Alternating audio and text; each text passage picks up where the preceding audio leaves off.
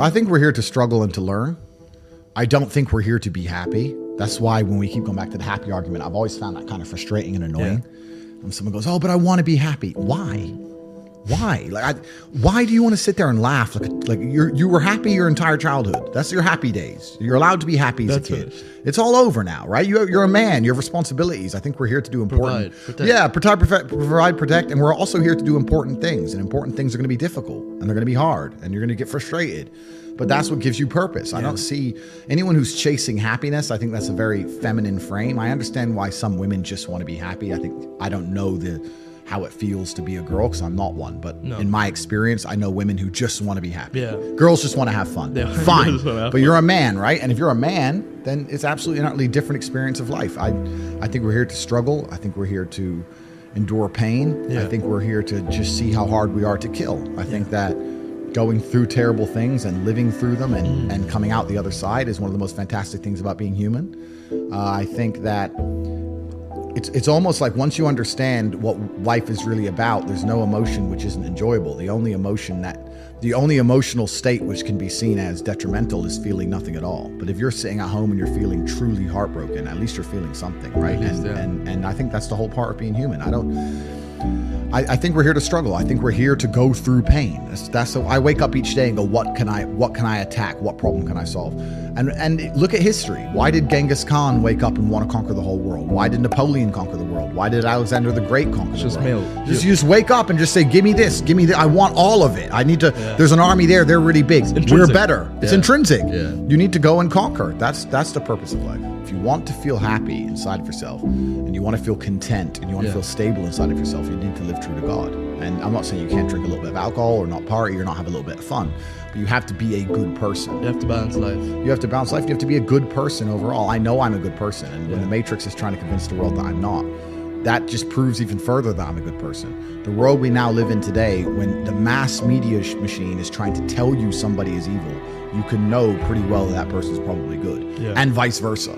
Like there's a reason they are trying so hard to convince people to ignore their own ears. People listen to my message and go, that's a positive message. And the media machines go, no, it's not positive. He's bad. They're trying to brainwash you. I don't believe in the societal paradigms in which they have tried to construct this idea of happiness. I don't believe or subscribe to the way that happy and sad is currently understood by the masses of the population. I think if you are anything less than absolutely distraught, you are happy. You're a version of happy. It's like saying gray is a version of black, right? No matter how light the gray is, you can still call it a version of black. And unless you've gone through an event, which hopefully doesn't happen too often, like the passing of a family member or something that's truly destructive and detrimental to your mindset, besides these events, which hopefully only happen a few times in your life, you should be happy. If you're not crying or paralyzed in silence due to the absolute magnitude of a detrimental circumstance or the absolute magnitude of a negative event, then you are a version of happy. So I am always happy is the short answer. I don't believe in not being happy. I don't believe in not saying to myself I'm happy. I'm always a version of happy. And this idea of chasing happiness and always being concerned and preoccupied with how happy you are is actually the biggest mistake that a lot of people make, I think, in the world today, especially men who wake up and go, I don't really feel happy, so I need to get happier. And that's how they end up down a hedonistic path of drugs or alcohol or gambling, chasing pleasure. I don't care how I feel. I don't care if I feel happy or sad. It doesn't really affect what I do each day. I do the exact same things. I act the exact same way. I don't care. I don't put weight to the significance of the emotion. So I always consider myself a happy person, but if I woke up and I was slightly less happy one day than another, it wouldn't affect anything I do and I wouldn't put any relevance to it. I'm human and that's life. And so am I any happier now that I have hundreds of millions of dollars than before I was broke? Not really, but I was never unhappy. I'm the same state that I was then that I am now. I have work to do and I will do it. It's as simple as that. Well, also, there's no light without dark, and there's no joy without pain. You can't have a rainbow without a little rain. And no matter how hard you chase pleasure and happiness, there's going to be dips and troughs in between. There's going to be come downs and downtrends. and you're going to have the juxtaposition between that time you were laughing your head off and acting giddish like a child and the time that you feel depressed as such. And I think it's much better to just adopt a very disciplined, stoic mindset.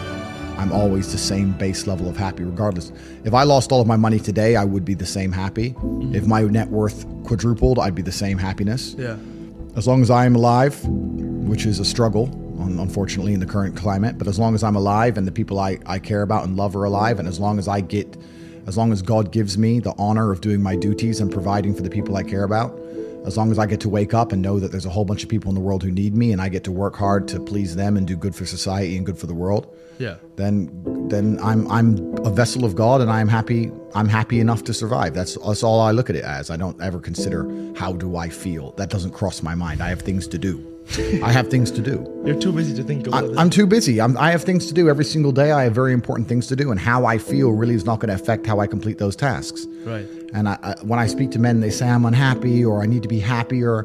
I think that's absolutely the wrong frame of life. You're a man, you have duty, you have honor, you have things you should be doing regardless of how you feel. And the people who are perma-obsessed with happiness or sadness, I just think it's the wrong paradigm to view the lens of life. I think you should get up and do what needs to be done.